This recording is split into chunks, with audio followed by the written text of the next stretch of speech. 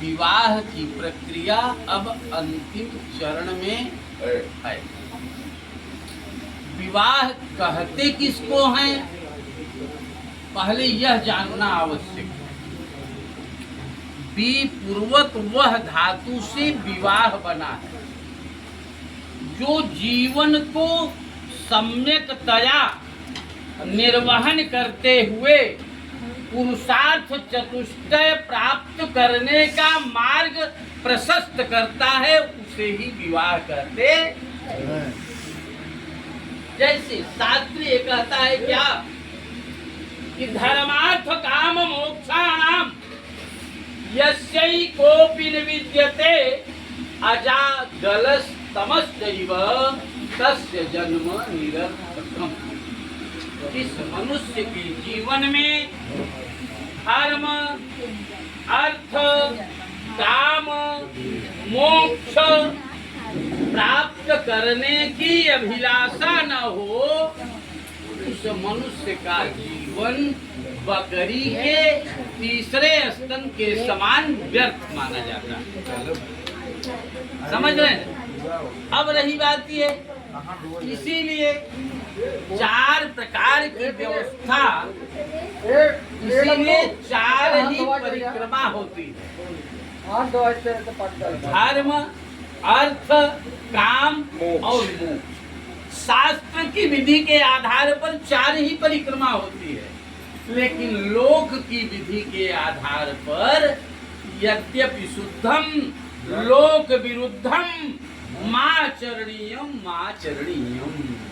क्योंकि महिलाएं जब गाना गाती हैं, गीत गाती हैं कि पहली भौरिया, दूसरी भौरिया, माने 7 तक की गिनती उनकी जाती है। अब रही बात ये कि विवाह कितने प्रकार के होते हैं, ये भी जानना आवश्यक है। विवाह 8 प्रकार के होते हैं और 8 प्रकार के विवाह में यह जो विधि अपनाई जा रही है, इस विधि को ब्राह्म विवाह की विधि कहते हैं। जैसे आप सारे लोग दुष्यंत को जानते होंगे, शकुंतला का भी नाम आप लोगों ने सुना होगा। शकुंतला और दुष्यंत का विवाह केवल रिंग सेरेमनी से हुआ था, लेकिन वो विवाह में किसी न किसी प्रकार की अड़चन आई ही थी। समझ में आ रहा है? शंकर जी को भी आप लोग जानते हो, सती को भी जानते हो। सती का केवल जयमाल वाला विवाह हुआ था। सती का विवाह केवल जयमाल वाला हुआ था, उसका भी विवाह अपूर्ण था। विवाह का सम्यकतया वामांग प्राप्त करने का जो नियम था, वो वामांग प्राप्त करने के अधिकार से शंकर जी ने वंचित रख दिया। अब रही बात ये, वही सती अगले जन्म में पार्वती के रूप में पैदा हुई और अपने तपस्या के बल पर शिव को खुश किया और शिव ने वरदान भी दिया कि हम तुम्हें अपने पति के रूप में स्वीकार करते, चलो मेरे साथ। कहा जाता है ना कि सती को के जीवन में जो भी घटनाएं घटी थी, उसका स्मरण पार्वती के जन्म के दरमियान बना था। वो कहीं नहीं, ऐसे मैं आपके साथ नहीं चलूंगी, मेरे माता पिता के साथ, माता पिता से मांगिए और ब्राह्म विवाह की विधि के आधार पर ही मेरा विवाह होगा, तब मैं आपके साथ चलूंगी, अन्यथा। तो शंकर जी ने अनेकानेक प्रकार से सती का परीक्षण किया। चूंकि ये विवाह की प्रक्रिया जो है ना, कई जन्मों से कनेक्टेड होता है। पूर्व जन्मार्जितम विद्या, पूर्व जन्मार्जितम वित्तम, पूर्व जन्मार्जितम नारी अग्रे अग्रे धावती। पूर्व जन्म का ज्ञान, पूर्व जन्म का धन और पूर्व जन्म की पत्नी ये आगे आगे चलती है। उपाध्याय जी भी कई लड़कों को देखे होंगे, सुभाष दुबे भी कई लड़कियों की प्रोफाइल पाए होंगे, लेकिन जिस लड़की से प्रद्युम्न का विवाह, जिस लड़के से चांदनी का विवाह निश्चित था, वो जन्म के बाद ही निर्धारित हो चुका था कि प्रद्युम्न के साथ चांदनी का ही विवाह होगा। समझ बात आ गई। अब रही बात ये जो धान का लावा हमने आपने उपयोग किया, ये क्यों उपयोग किया जाता है? लावा तो अनेक प्रकार से होते हैं, लेकिन धान का लावा ही क्यों उपयोग किया गया? क्योंकि धान के लावा से नव दंपति को नई सीख मिलती है। क्या सीख मिलती है? धान के बीज को तपते हुए बालू में डाल दिया जाता है और वह धान का बीज अपना रंग परिवर्तित कर देता है, माने लावा के रूप में अलग हो जाता है, लेकिन उसका छिलका उसका साथ छोड़ता नहीं है। आपके सामने है धान, देख लीजिएगा। हाँ, इससे नव दंपति को ये सीख मिलती है कि पति चाहे जितने कष्ट में रहे, पत्नी को साथ नहीं छोड़ना चाहिए, और पत्नी चाहे जितने कष्ट में रहे, पति को साथ। इसी धान के बीज से एक दूसरी सीख मिलती है। जब बलराम जी कन्यादान दे रहे थे, तो उस दरमियान कन्यादान, गौरी कन्या का दान करने का बहुत बड़ा फल होता है, और यह कलयुग है। कलयुग में लड़कियों की अवस्था ज्यादा हो जाती है, लेकिन ब्राह्म विवाह की विधि में ये व्यवस्था है कि 8 वर्षा भवेद गौरी। 8 वर्ष से 11 वर्ष तक की अवस्था गौरी के रूप में होती है। तो गौरी के रूप में कन्यादान करने से वही फल प्राप्त होता है जो हिमालय को प्राप्त हुआ था। कन्यादान करने से मोक्ष की प्राप्ति हुई।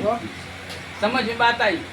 और धान के बीज को रोपाई के लिए अगर बोया जाता है तो एक दाने से एक अंकुरण निकलता है, लेकिन उस एक अंकुरण को दूसरे खेत में रोपाई कर दिया जाता है तो अनेक अंकुरण निकलते हैं कि नहीं?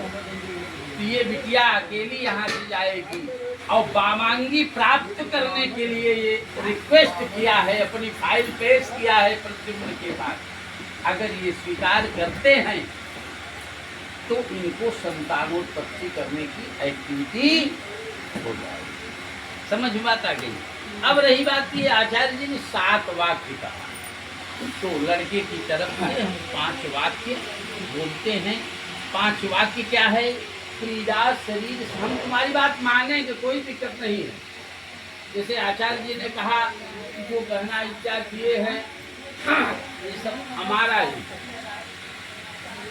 पति पत्नी बांटे नहीं जाते। अगर पत्नी का है तो पति का है, और पति का है तो, लेकिन लड़के की तरफ से मैं बोल रहा हूँ क्या, क्रीड़ा शरीर संस्कार समाजोत्सव दर्शनम हास्यम परिगृह यानम तेजे।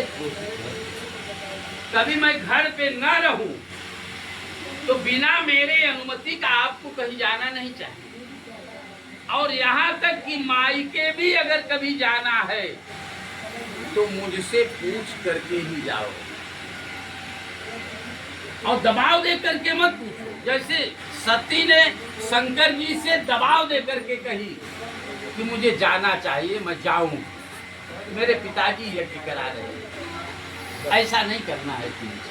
यदि ये बातें स्वीकार है तब हम आपको अपने बाएं भाग में स्वीकार ये हम आप आमने सामने बात कर रहे हैं, जो ये हवा में बातें नहीं हो रही हैं। दूसरे वाक्य में लड़का क्या कह रहा है कि विष्णु वैश्वानरः साक्षी ब्राह्मण ज्ञाति सबांधवा पंचमम ध्रुवमालोक्य स्वसाक्षित्वम ममाविता। इस कार्यक्रम में ये जो ब्राह्मण विवाह की विधि हो रही है, सबसे पहले विष्णु भगवान साक्षी हैं। अब दिमाग में ये बात आती है विष्णु भगवान है कहाँ? ये जो कलश रखा गया है, इसी कलश में ब्रह्मा और विष्णु और शिव सारे देवता विद्यमान, और दूसरे का वैश्वानर अभी आग में जो आहुति डाला, ये जो दीपक कंटिन्यू चल रहा है, ये भी साक्षी के रूप में है। ये देवताओं से कनेक्टेड कराता है। और ब्राह्मण जाति समानवा, दोनों पक्ष के आचार्य बंधु और दोनों पक्ष के भाई बंधु, पास पड़ोस के लोग जो आए हैं, ये भी गवाह के रूप में। और ध्रुव तारा भी साक्षी हैं। अभी दिन हो गया तो सूर्य भी साक्षी के रूप में। तो तीसरा वाक्य लड़का क्या कह रहा है कि यदि ये बात मेरी स्वीकार करोगी, तब मैं आपको अपने वाम भाग में स्वीकार कर लूंगा। तव चित्तम मम चित्ते वाचा वाचम न लोपयेत् व्रते में सर्वदा देयम हृदय स्तंभरानने। तुम्हारा मन मेरे मन के आधार पर चलना चाहिए। पत्नी पति को आदेश नहीं देती, निवेदन कर सकती है कि आप ये काम कर सकते हैं, ये काम कर दीजिए। तव चित्तम मम चित्ते वाचा वाचम न लोपयेत्, कभी भी मेरी वाणी का तुम्हें उल्लंघन नहीं करना है। यदि मेरी बात स्वीकार कर रही हो तो हम तुम्हें अपने वाम भाग में स्वीकार करता। चौथा वाक्य क्या है? मम तुष्टिष्ट कर्तव्या।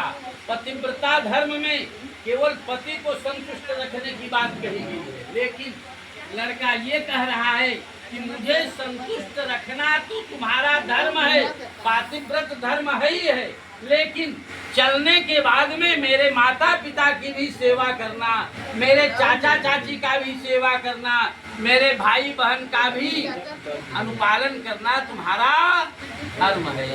जाने के बाद में स्वतंत्र की व्यवस्था, यही पातिव्रत धर्म होता है। समझ रहे ना? अब रही बात ये चौथा वाक्य, लड़का ये कहा। पांचवा वाक्य ये कहा कि बिना पत्नी कथम धर्म आश्रमाणाम प्रवर्तते तस्मात् त्वं विश्वस्ता भव वामांगगामिनी। पत्नी के बिना कोई धर्म कार्य किया नहीं जाता, इसलिए तुम मेरे वाम भाग में आओ, मैं तुम्हें स्वीकार करता हूँ। बोलिए यज्ञ नारायण भगवान की, लक्ष्मी नारायण भगवान की। दाहिने कंधे पे हाथ रखो, बोलो मम व्रते ते हृदयम दधामि मम चित्तम अनुचित्तम ते अस्तु मम वाच मेक मना मुखस् प्रजापतिर दृष्ट्वा नियुक्ता मह्यम।